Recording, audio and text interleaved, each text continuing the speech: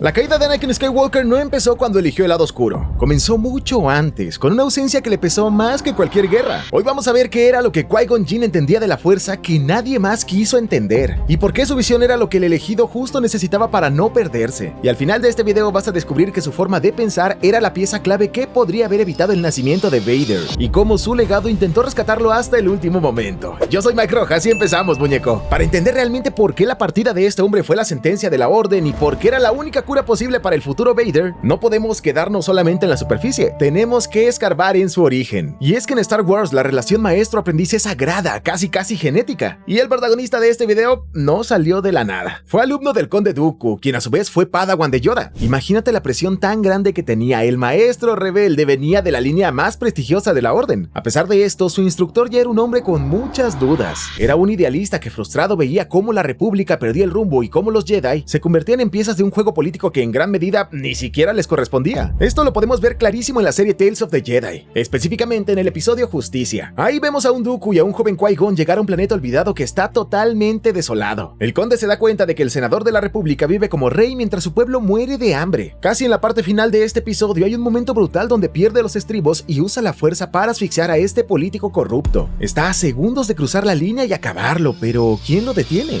Su aprendiz. No lo hace peleando, lo para con palabras recordándole quién es. Desde ahí vemos que ya tenía una brújula moral más calibrada que su propio mentor, que más tarde le serviría. Y es que desde chico creció escuchando a su maestro cuestionar la pasividad del consejo. Ya tenía una filosofía peligrosa que más o menos sonaba así: si tenemos el poder para actuar, ¿por qué esperamos el permiso de un burócrata en el Senado? El joven aprendiz absorbió esta idea: no confiar ciegamente en la autoridad. Entendió que tener un asiento en el consejo no necesariamente te da la razón absoluta. Pero aquí está el punto clave que define toda la saga y que conecta directamente con el destino del elegido. Ante el deterioro del sistema, Dooku eligió el camino del control total. Esa es la ruta rápida al lado oscuro: imponer tu voluntad sobre la realidad. Su alumno vio las mismas fallas, pero eligió el camino de la humildad. No trató de cambiar la galaxia entera, trató de salvar a la persona que tenía enfrente. Y esta diferencia es vital. Él era lo que el conde debió ser. ¿Un rebelde? Sí, pero un rebelde con corazón, no con ambición. Y esta diferencia es la razón por la que se convirtió en el verdugo de Anakin en el episodio 2, mientras que Qui-Gon pudo haber sido su salvador. Y para probar que él era el único capaz de lidiar con alguien tan complejo como Skywalker, vamos a ver a Rael Averross. Toda su historia la conocemos gracias a la novela canon Master and Apprentice de Claudia Gray, una joya indispensable para entender este contexto. Fue el primer discípulo del conde, básicamente el hermano mayor de nuestro protagonista, y era la antítesis de un Jedi tradicional. Le gustaban los vicios, los romances y las reglas no le importaban, pero su vida se fue al abismo por una tragedia muy específica. Durante una misión, unos piratas usaron un arma prohibida que tomó control del cuerpo de su Padawan, volviéndola una amenaza para la tripulación. Rael tuvo que tomar una decisión imposible en segundos. Para salvar a los inocentes, tuvo que atravesar a su propio estudiante con su sable. Imagínate la culpa que cargaba. La Orden decidió tomar un camino alternativo. No lo expulsaron formalmente, pero optaron por retirarlo de la primera línea de acción. Lo enviaron al planeta Pillal como representante político de la República, manteniéndolo ocupado en la gestión del planeta, pero lejos de las misiones tradicionales de un Jedi. Fue una solución institucional para manejar la crisis, pero para Dooku, ver a su antiguo aprendiz apartado de esa forma y convertido en un funcionario distante fue una señal de que algo no andaba bien en el sistema. Sin embargo, ¿quién fue el único que viajó hasta allá, lo miró a los ojos y se sentó a su lado? Su antiguo compañero, su hermano menor. Resolvió que la oscuridad interna no se combate con rechazo, se combate con compañía. Y grábate esto porque es la primera clave. Este hombre no le tenía miedo a los errores de las personas. Sabía que los traumas no se curan con castigos ni con distancias políticas. Exactamente la medicina que Anakin iba a necesitar años después y que nadie más supo darle.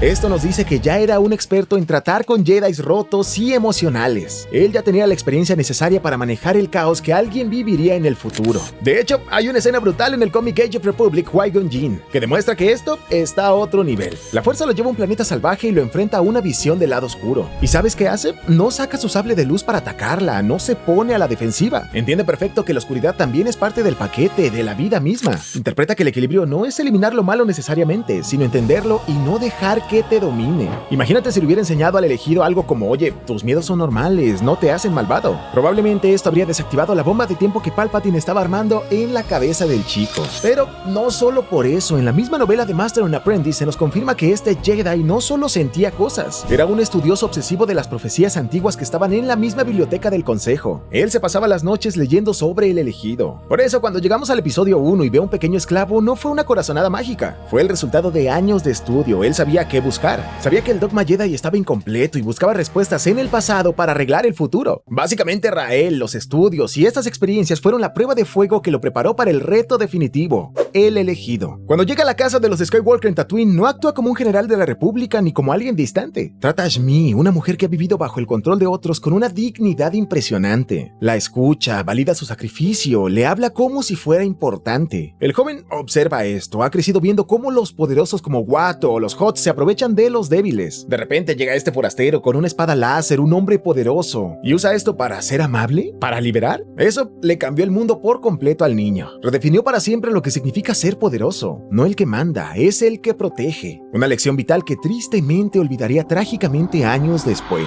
Y hay un momento clave antes de la carrera del episodio 1. El viejo Jedi se inclina un poco y le dice: siente, no pienses. Usa tus instintos, que la fuerza te acompañe.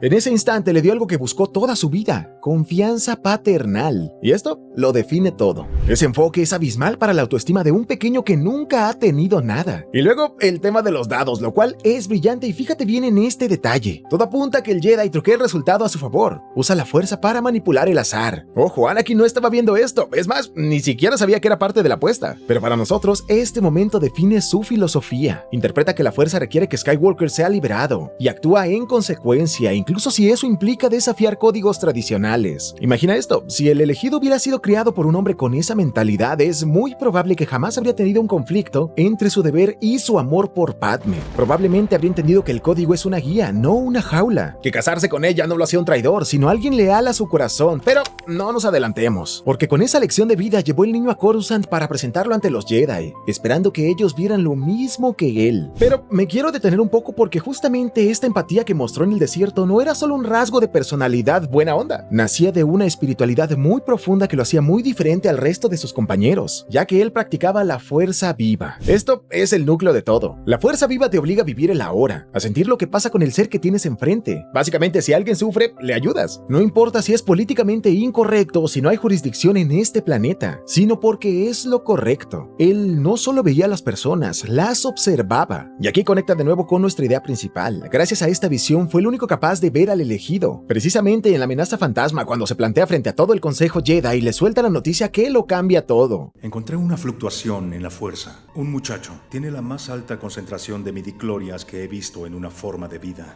Encontrarlo fue voluntad de la fuerza. No me cabe duda. Sin embargo, las respuestas no son tan favorables. No será entrenado. Es muy viejo. Pero él se mantiene firme, simplemente porque no confiaba ciegamente en la burocracia, sino en la voluntad de la fuerza. Donde el consejo vio peligro, miedo y un futuro nublado, él vio un infante asustado que necesitaba ayuda hoy. Vio la oportunidad de que la fuerza misma corrigiera el rumbo de una orden que se había estancado. Que de hecho esta fue la primera vez que Skywalker se sintió relegado por la orden. Y puede ser que la única razón por la que no se fue corriendo ahí mismo fue porque alguien puso su mano en su hombro y lo defendió. Pero claro, para que esta enseñanza floreciera, su protector tenía que sobrevivir, y la música de la saga ya nos estaba advirtiendo sobre el desenlace que venía.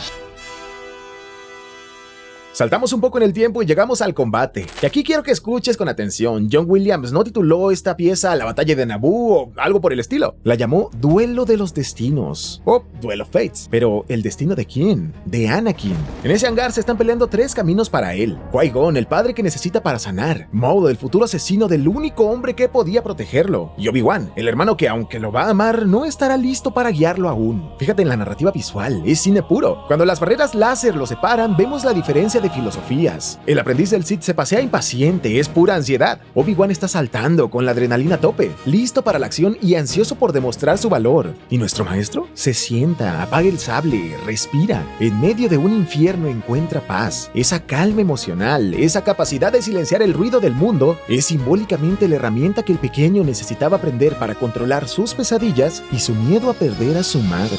Es imposible saberlo, pero la calma que le habría enseñado podría haber evitado que la ira explotara años después contra los Tuskens. Pero cuando el sable de Maul termina con Qui-Gon, no solo se va el maestro, se rompe el escudo más importante que el niño tenía contra el lado oscuro. Y en el momento en que cayó, el depredador que lo acechaba vio su oportunidad. La ausencia de esa luz dejó la puerta abierta para el verdadero villano. Pero aquí nos vamos a detener un poco, porque quiero pedirte tu apoyo. Si te está gustando este contenido, te agradecería un montón un like y por supuesto tu suscripción al canal. Créeme que eso me motiva un montón para seguir creando contenido. Pero si aún quieres apoyarme aún más, te invito a que hypees este video. video. Esto lo encuentras deslizando a la izquierda los comentarios y ahí vas a encontrar el botón hypear. Esto lo puedes hacer hasta 3 veces y créeme, me ayuda un montón para que a más personas les llegue este contenido. Muchas gracias y seguimos, muñeco. Y es que su partida no fue un hecho aislado, desató un efecto dominó brutal. Y justo como te dije, aquí entra el villano real de esta historia. Sheev Palpatine es un maestro manipulador y tal vez un Jedi como Jyn era un obstáculo peligroso para sus planes. Pero, ¿por qué? Porque el canciller se ganó al elegido ofreciéndole lo que nadie más le daba, una figura paterna que él lo escuchaba sin juzgarlo. Si el viejo Jedi hubiera vivido este rol ya estaría ocupado. Habría ido con sus problemas a su maestro, no a la oficina del Sith. Necesitaba al chico aislado, resentido con los Jedi. Solo así la manipulación funcionaba. Básicamente, al irse el maestro, Palpatine se quedó con el camino libre. Para él, un Jedi así era un riesgo, alguien capaz de darle a Anakin lo que él necesitaba. Y esto no solo rompió al pequeño, también terminó de torcer a 2 Jedi claves. Primero, Dooku. Aunque ya había abandonado la Orden Jedi políticamente, pues ya era el conde de Sereno y tenía diferencias con el Consejo, en la serie Tales of the Jedi, en el episodio El Lord Sith, hay un detalle brutal. Aunque ya andaba rozando por ahí la oscuridad borrando archivos, el episodio nos da a entender que el golpe emocional, la gota que derramó el vaso y lo empujó al punto de no retorno, fue el deceso de su estudiante.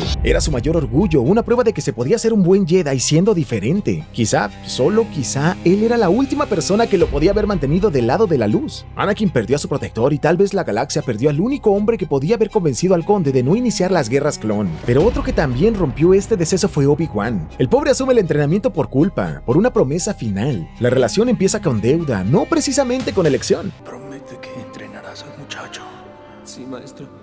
Él y Skywalker eran incompatibles en personalidad. Uno es un seguidor de las reglas, el otro es pura emoción y caos. Un joven con tantas heridas necesita a alguien que le ponga límites y le dé seguridad emocional. Sin esa figura, buscó validación en otro lado, y lamentablemente la encontró en el lado oscuro. Y de hecho, la propia serie de The Clone Wars nos dio otros datos muy interesantes. En el arco de Mortis, específicamente en la temporada 3, vemos un lugar místico donde la fuerza es pura. Ahí Qui-Gon aparece, aunque no como un fantasma completo, sino como una manifestación permitida por el propio planeta. El mensaje fue contundente. Le recuerda que debe confiar en sus instintos. Recuerda tu entrenamiento.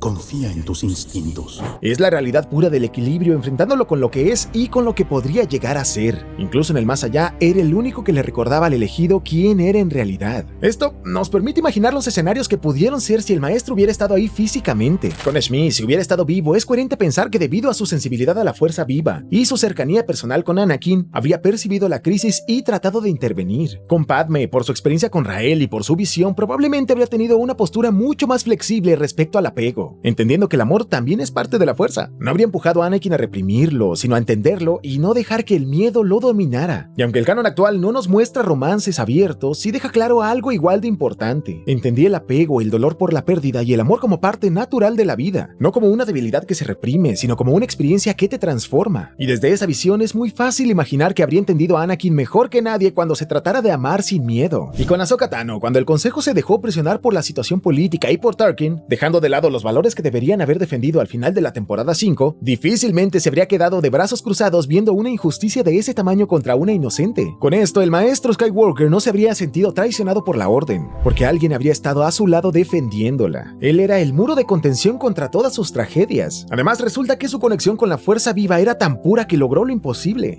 mantener su conciencia después de perecer. Esto es irónico. Los Sith buscan vivir para siempre aferrándose al cuerpo, al ego, al poder material. En cambio, él descubrió que para vivir de verdad tienes que soltarlo todo. Tienes que amar tanto a la vida que te fundes con ella sin miedo. Y esto se confirma en los episodios finales de la temporada 6 de The Clone Wars, en el arco de las misiones perdidas, donde Qui-Gon guía al mismo Yoda. Y regresó con una misión vital: guiar a los Jedi de regreso al camino. Y gracias a esto, Yoda eventualmente comprendió algo fundamental: que la guerra se había perdido mucho antes de empezar, porque en el momento en que sacaron los sables de luz para pelear por la política, tristemente dejaron de ser guardianes de la paz. Aprendió que la única forma de ganar a largo plazo era esperar, dejar caer la república, irse al exilio y confiar. Justamente al final de la serie de Obi-Wan Kenobi, después de años de depresión y de vivir con miedo, Obi-Wan finalmente recupera su fe cuando deja de culparse por el pasado. Y es justo en ese momento, cuando recupera su paz interior, que el fantasma de su mentor se le aparece y le dice una frase devastadora: Tardaste mucho tiempo.